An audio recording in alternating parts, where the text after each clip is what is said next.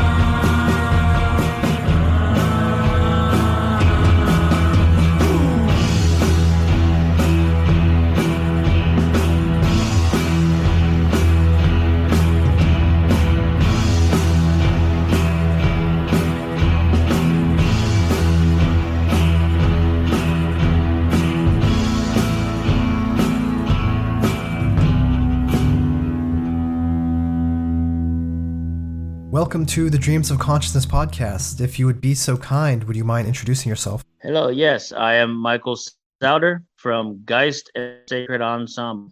And it's just me today. The rest of the crew couldn't make it. And how would you describe the music of Geist and the Sacred Ensemble? I would say it's a little dash of psychedelic. It's a little dash of ambient, a little bit of just experimentalization with just sounds itself. Big fans on atmosphere. Yeah, it's an adventure, and we set out without a specific genre in mind when we're writing. I think that's the biggest part that makes it hard for us to say like what we sound like, because it really depends on how we're being used as conduits at that time for whatever genre comes out of us. But more often than not, it's going to be heavy, atmospheric, with a tinge of psychedelic.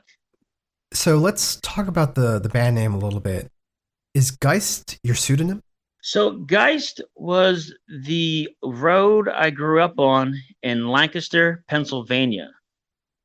And so how I decided to go with the name Geist for that was I was hitchhiking around the country about 15 years ago with a good old friend of mine. And we were going on these travels, and at each night I would have a journal and I would write about what was going on. Unfortunately, a tale for another day, I lost that journal on the way back. But so while out there, I started to create these songs, and I knew I was going to be moving away from where I was from, but I knew that there's a lot that I've learned from being there, and I wanted to have a way to remember where I was from, and not necessarily be me, but a representation of where I'm from, and as a reminder to not get too far away from my own roots.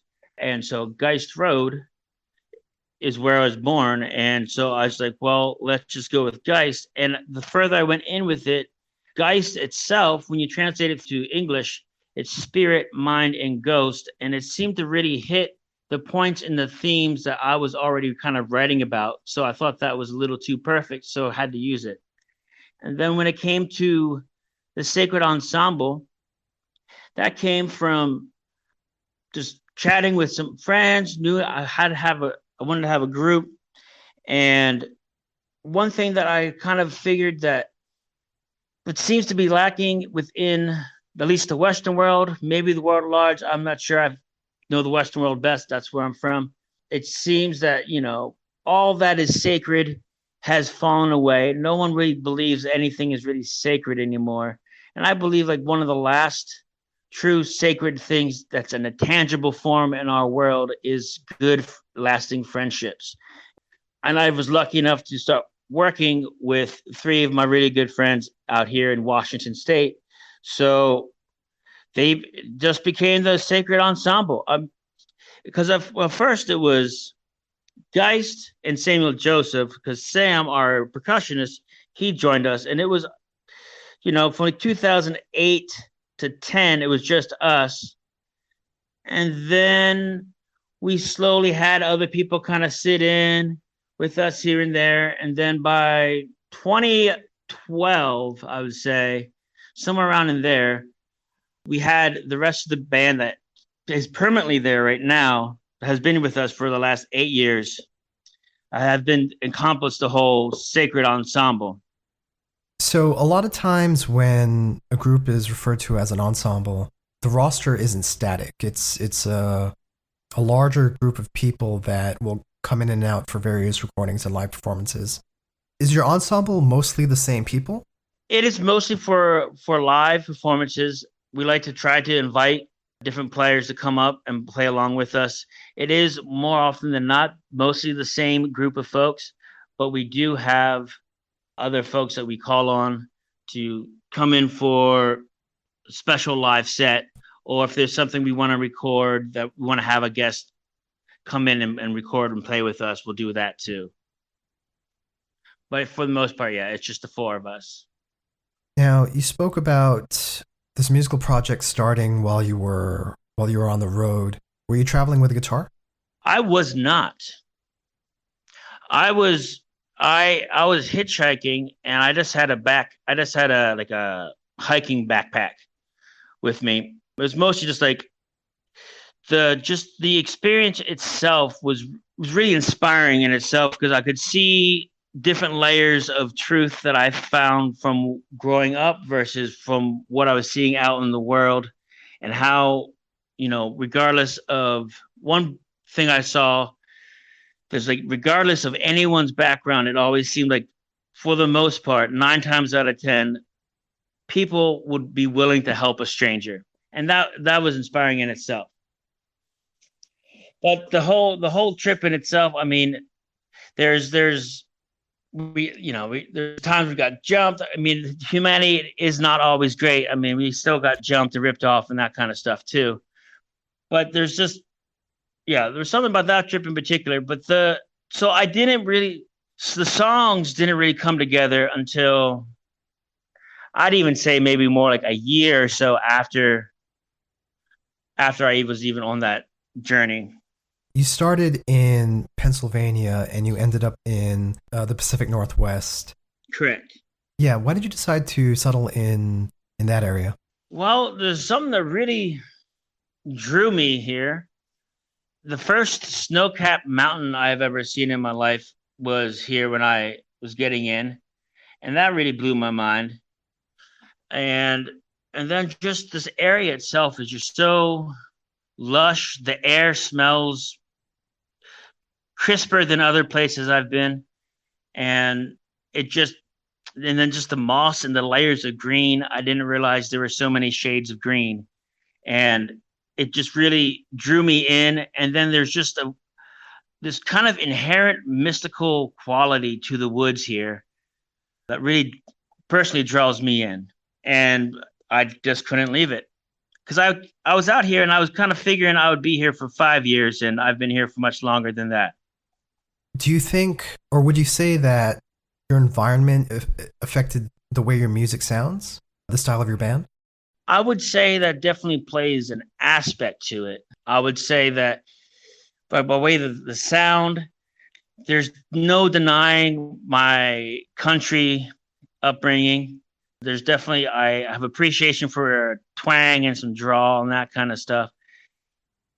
So, but then with the actually environment is huge just for me as a musician. I would say I play to the environment first in any kind of musical notation. The environment is key, whether I am deliberately changing the environment because of the sounds, or if the environment is pulling the sounds that needs to be played out of me.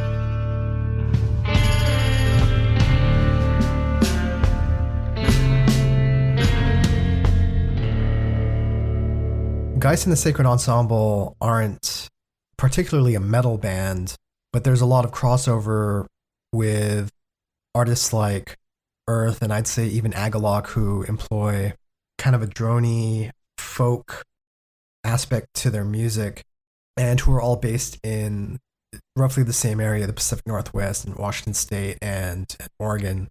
So in asking if your environment affected your music, I was... Oh, for sure. Yeah. Were you aware of all the stuff that was going on in the area when you moved there? No. Aside from, the top favorites, which I was never really all that into myself, which was kind of ironic because I spent a lot of my time growing up saying how much I hated those particular groups that were popular in the Northwest at the time. So a lot of friends growing up were kind of confused as to why I was even out here for that. But so, as was I. But, it all made itself known eventually to myself. I wasn't really all that aware.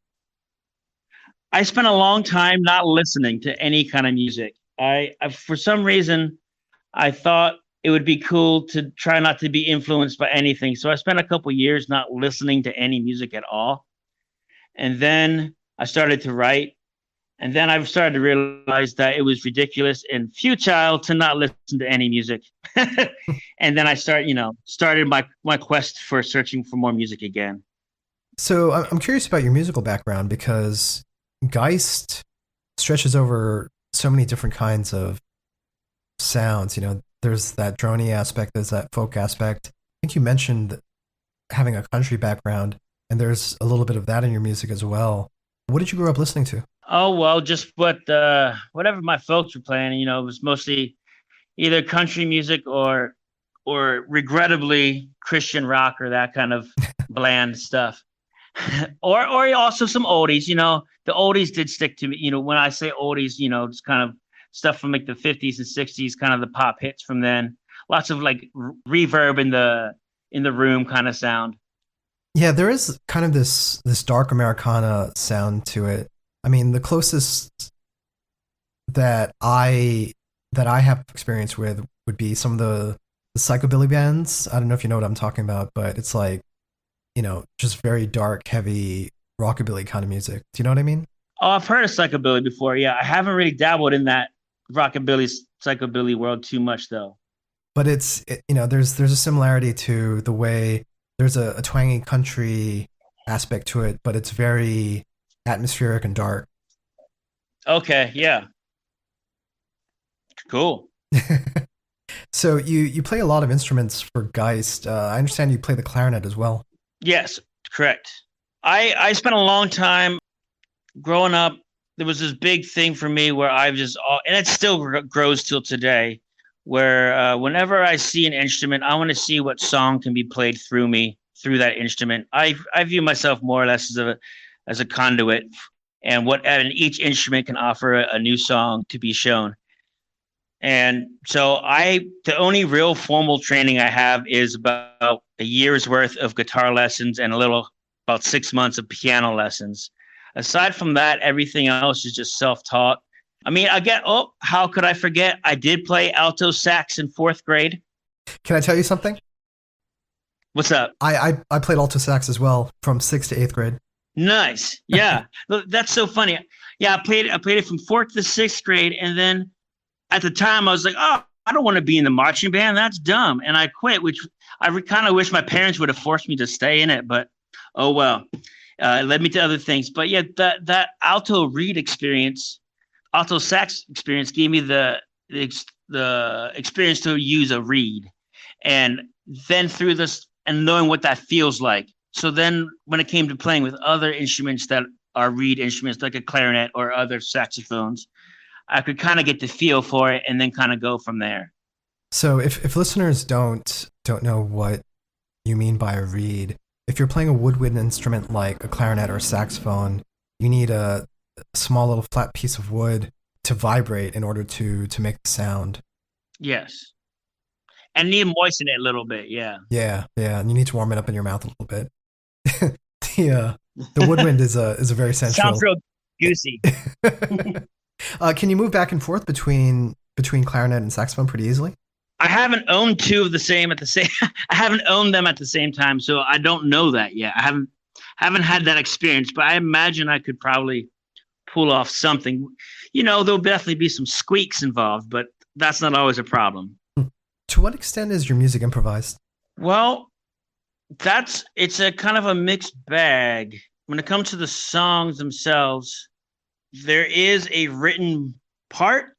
A lot of times what happens is I'll have an idea for a song or have like the whole kind of layout together, or I'll have just like a part or just like a riff or something, some kind of phrase. And I'll start working that out, and then I'll present that sometimes surprisingly or just knowingly to the rest of the band.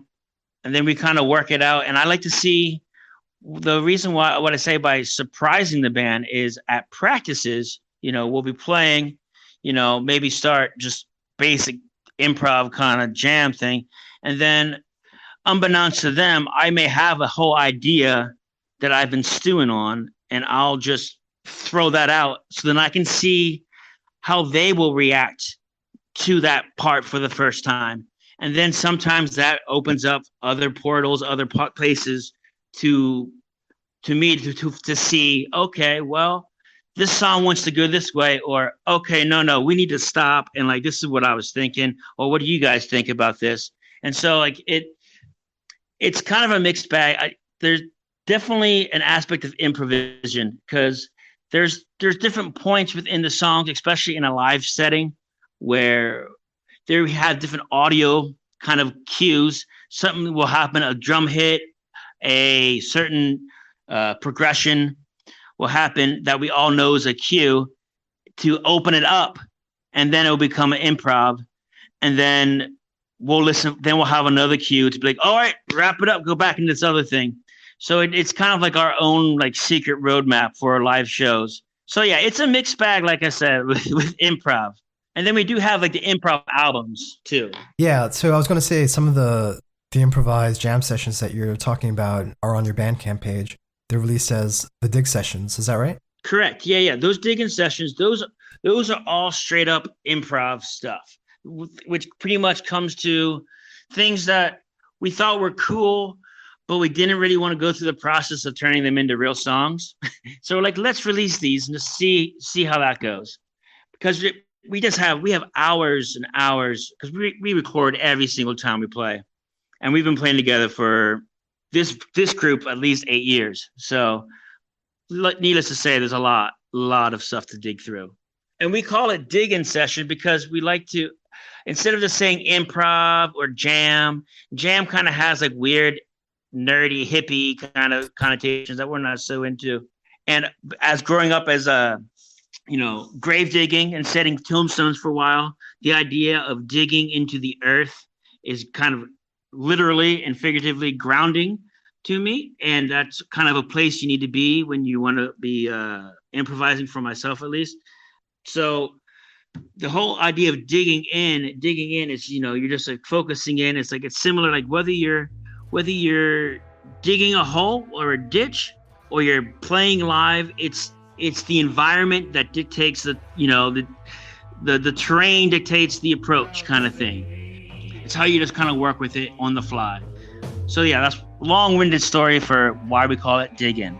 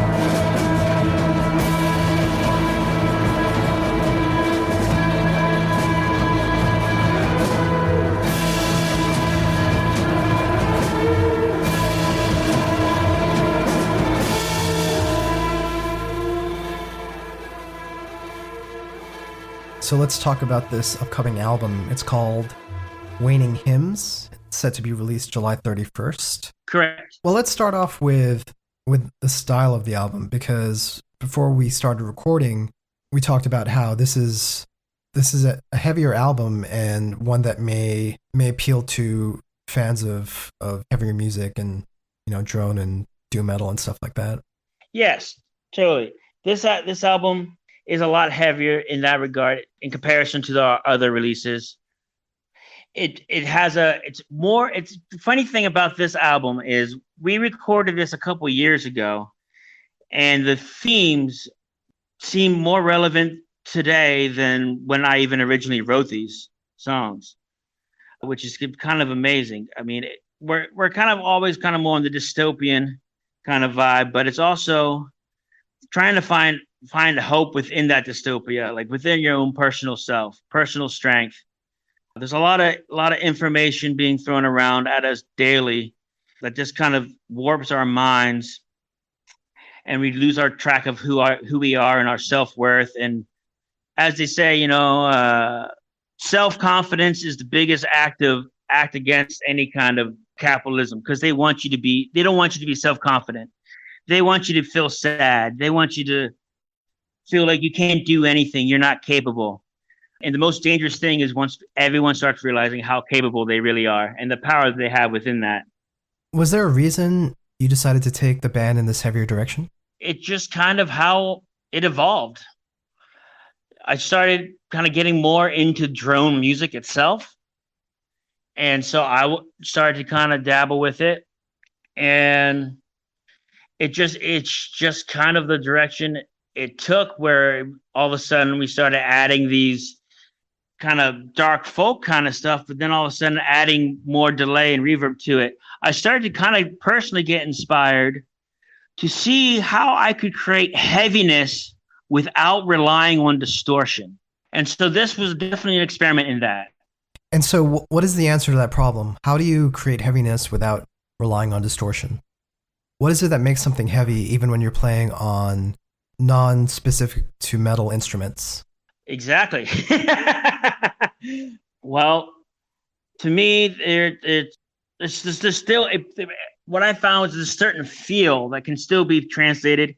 And if you layer it with reverbs and delays, you actually put some real, the thing is, you know, when you put some real human intensity into something, it doesn't matter what you're doing. And I think that's what gets lost. And when you're hiding behind distortion, sometimes that real human intensity can't get thrown through it because it's all distorted. And so like you bring that away, then all of a sudden it gets a little more raw, and you can get a little more droney, and you can get these trails happening. And then all of a sudden, oh wait, this isn't just heavy, this is getting psychedelic. This is all of a sudden opening other passageways in my mind, in my body, in my spirit. And that's kind of what I've learned, is just like using repetition. Repetition is huge, and just making sure that, you know, that there's this human intensity to it, and layering it with reverb. There's something to it. And it is an extremely heavy album. I mean, I don't know how often you guys play acoustic sets or without amplifiers, but to me, this is the kind of album that even if you guys were given, you know, acoustic guitars and without amplification, without any effects pedals, this would still be incredibly heavy music. There's a dark and ominous feeling to all of it. And, you know, some of that is your vocal style, but a lot of it is just the kind of chords that you use. Thank you. The funny thing that you say that is that just that was another thought from when I was back to the origins. When I was hitchhiking and everything, I was thinking about that. I wanted to see if I could create a music that would have been heavy before amplifiers even existed. And so that's always been in the back of my mind within this particular project. So for you to hear that, it's rad for me to hear that. It's like, okay, cool, that is translating. Let's talk about the recording of the album. You worked with Jeffrey McNulty and Mel Detmer, who you worked with on previous Geist albums. Yes, they've become our team. Jeffrey McNulty over at the Kill Room Studio. We've been setting up over there for a while and doing our recordings there. And then we go over to Mel's studio, and she's just been done a great job on mastering. And she has a great list of other bands that she's worked with. It really drew us into wanting to work with her. Personal favorite is like Six Organs of Admittance or Sun or Earth or Master Musicians of Bukake. All those, she's done a lot of stuff with Ivan Kang out here too. There's just a lot of good weight that we wanted to kind of with, and she's been great too. So and those two have just been kind of really working well together. Jeffrey does a good job with doing the tracking, and we get a good mix together. And then then Mel knocks it out. This is an evolution in the sound of the band. Was there some adaptation in the recording process in order to compensate for that? Oh no. Did you guys do anything different for this album? I mean, we always set up in a circle to play, but we had to put some baffles in front of our stuff because we were louder this time. No, I feel like because it was such a natural progression, it wasn't forced or anything like that. It just came together naturally as it should. And so, I mean, some of the songs at the time, they weren't completely finished. So that was fun.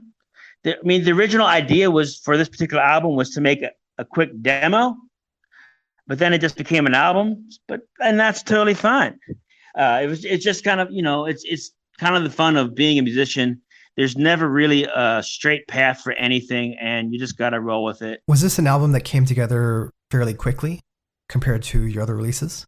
Well, I'd say it was done and ready to go quickly, but it was around for a while because we were feeling, so for a while, like I was talking about before we started on the podcast, we were kind of more, we would be latched into the more psychedelic or rock kind of, or straight up rock kind of worlds and that kind of thing.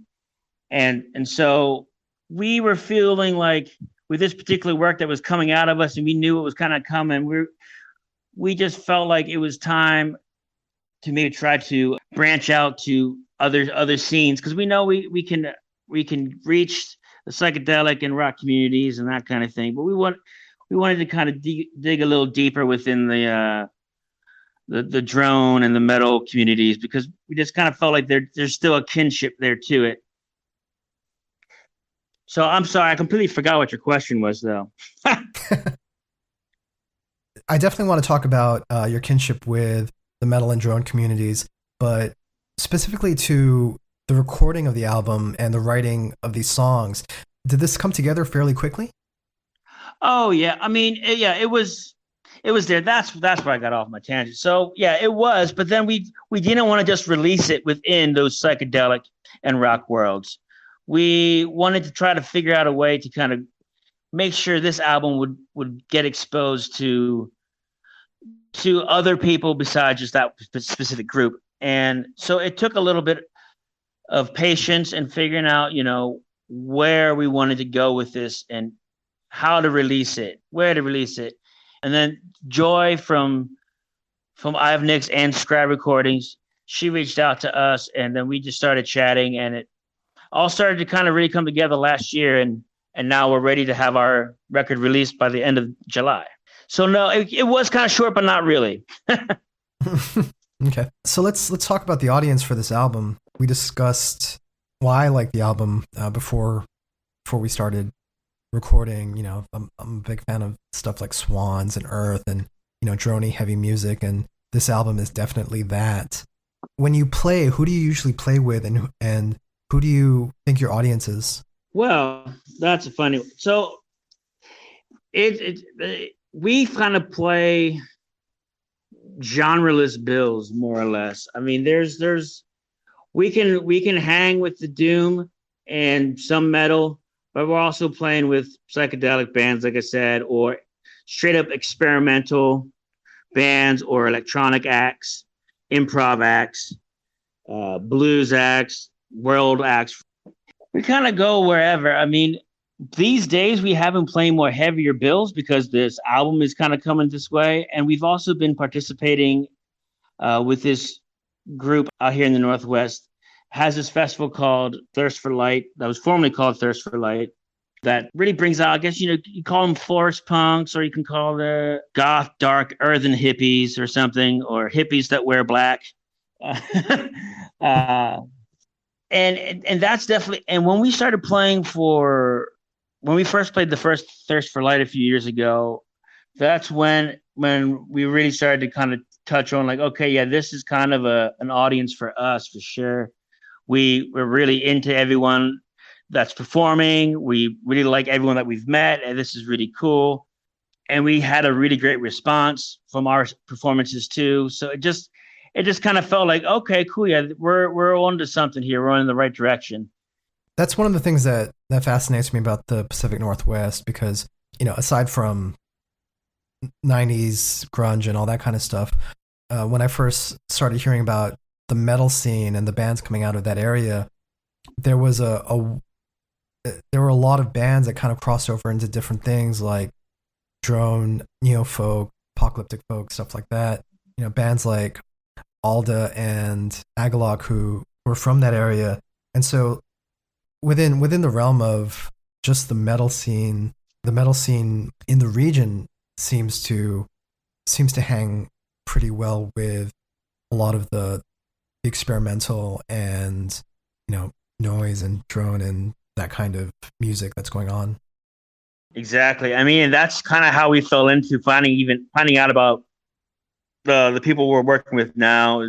Just we were hanging on the more experimental psych side of things, and then noise kind of started to attract us, and drone, and then all of a sudden I was like, oh shit, no, I kind of like some metal too. This is sweet. So it all kind of started to become this awesome melting pot of just sincere music, which at the bottom line for me, I don't care, regardless of genre. If it's sincere and you can hear the sincerity in it, music can be really a moving tool. And that's what I love with I'm listening and when I'm performing, just like music as just this moving tool.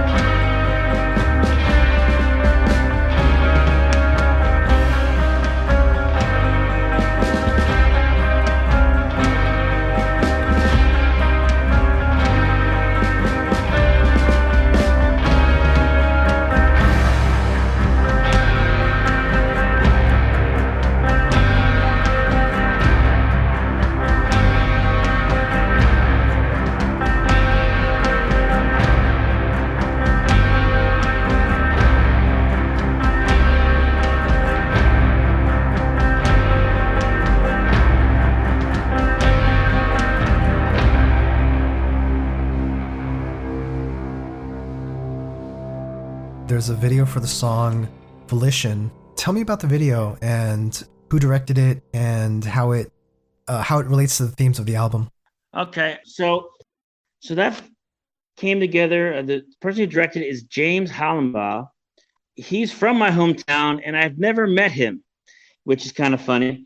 I met him through a mutual friend from when we toured the East Coast a few years ago, and then she suggested I should reach out to James, and we've this is the second video we actually ended up working on together, and he did a great job of finding and sourcing some great found footage because because of COVID-19 out here, we can't be getting new live shots or anything like that. No groups and that kind of thing. So we had to go more on the found footage route. And he did a great job of sourcing all kinds of great vintage film and animation to kind of go along with it. And that kind of came together from us just kind of talking about, well, what is this song? There's a lot of information. It's the long and short of it is that there's the information is just overriding us, like our attention spans and self-worth wane. And that's why within the video, you have so much stuff kind of coming at you. That's supposed to kind of be an example or some of while you're actually just on your day-to-day, whether you're on your computer, on the internet, or you're on TV, watching TV or whatever. There's just always some kind of something just blah, blah, blah, blah in your face all the time, kind of like distracting us from who we are and who we can be. And then there's also just the consumption, the consumerism, the technology that just is also just a part of that, is overriding everything. And so that whole video is just kind of, because there's the use of the vintage film, it shows these aren't new issues. These are things that have been happening for 30, 50 years, even more. We just don't have film for it. So the video itself is it just kind of embodies this. We wanted to show some, some fat cat businessmen thinking that they're being slick, getting all that money. They want to get that money, all that greed, that's what drives them. So just showing like Wasteland Anywhere USA shots mixed with volcanoes erupting or oil drilling. It's just, there's so much beauty and violence and information that happens all the time. And so we try to get a glimpse of all that in one video. And this ties back into something that you said earlier about capitalism, which is capitalism tries to take away your self-confidence, but also your individuality, right? Like once you become a consumer and a number, your individuality doesn't matter anymore. It's just how much you purchase, which identity you're buying. Right, exactly. So, yeah. Would that be an overall theme for the album? I'd say it's definitely a part of that. It's definitely a theme. But it's the theme goes further within that, is that it's that, but it's also seeing beyond the individual into seeing the power of yourself, because you do get wiped out, and that there's just the strength in these numbers. We're buying our individuality. We're buying, I'm this kind of person, or I'm that kind of person. That you have to buy this certain car, you have to buy this certain shirt, you have to buy this certain phone, whatever, to identify as like, I'm this kind of thing. And so it's trying to comment that like we are way more than these material things. We are just humans when it gets down to it. Like no matter who gets cut, there's still going to be some red blood coming out. Don't care who you are. And that's like the defining line. Like we're all there. And so I think and there's a real power in that. And I feel like that's why, we have a lot of materialistic things that are built there to just distract us and to get us away from who we are and who we can be as a people. And Yeah, I mean, and a lot of these songs are supposed to be written to me, as a perspective to me, to remind myself to not fall into this. So like I'm like singing these songs to my mind sometimes. Let's talk a little bit about Scribe Recordings. How did you get involved with them, or how did they get involved with you? Well, we've known Joy and Masaki for a while. Then we're Seattle artists for a while together out here. We've seen each other in various bands and other shows, and I have another side, like industrial kind of electronic kind of project called Spears that I very rarely do. And I played a set with Masaki before his project, and so we just have known each other for a while, and the conversation just kind of came up. You're like, hey, like Joy just kind of asked, "What are you guys doing with your record?" And I was like, "That's a good question." And so we got into talking about it, and it just started to make sense. And yeah, and then it just kind of naturally unfolded from there.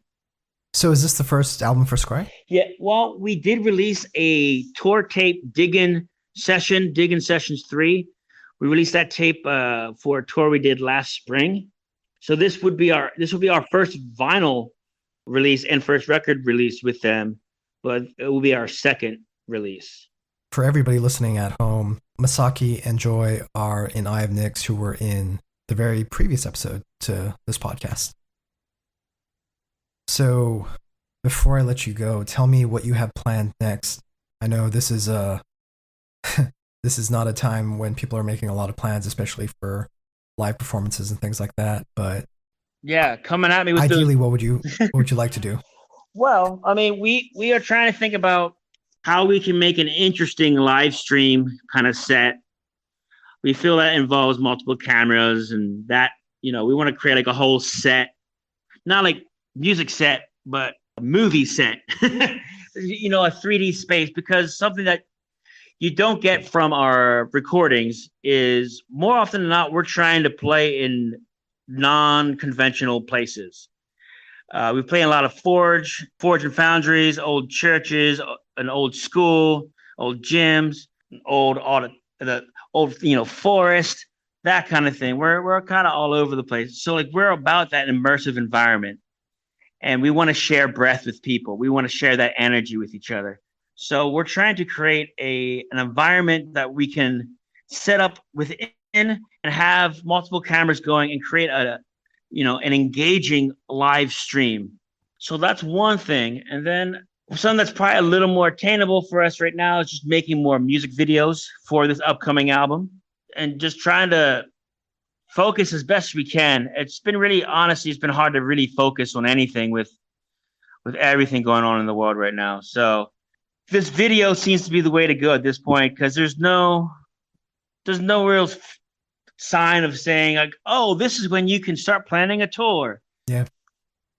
Do you have specific plans for more videos? Like which songs you want to do? Yeah, we have a second video that will be getting released here, I think, in a couple weeks, right before the 31st of July for our release. We'll have another video that James did for Closed Eye. And then we're talking with someone else to do a video for Century of the Self, the last song that's almost 15 minutes long. So we're trying, that's going to be an involved video. So we're trying to get at least, we definitely have at least one more coming out. We're going to try to get the third one together. Maybe, it's only 4 songs, and if we're not touring, we might as well make some videos. So eventually we could have the whole album out on video. Ideally, we just really want to be playing live, but I feel like a lot of musicians can understand that right now. Just want to play live. I mean, I just want to go to a show. Remember shows? Shows were so cool. Yeah, it's funny because as I got older, I started liking the mosh pits and the stage divers and stuff like that less and less. Yeah. But also what was happening at the same time was I started getting into less traditional heavy bands, like Drone and Noise and stuff like that, where there never is a mosh pit. So yeah. It all kind of worked out. You're fine, yeah. Yeah. Anyways, So the new album by Geist and the Sacred Ensemble is called Waning Hymns, and it's set to be released by Scribe Recordings on July 31st.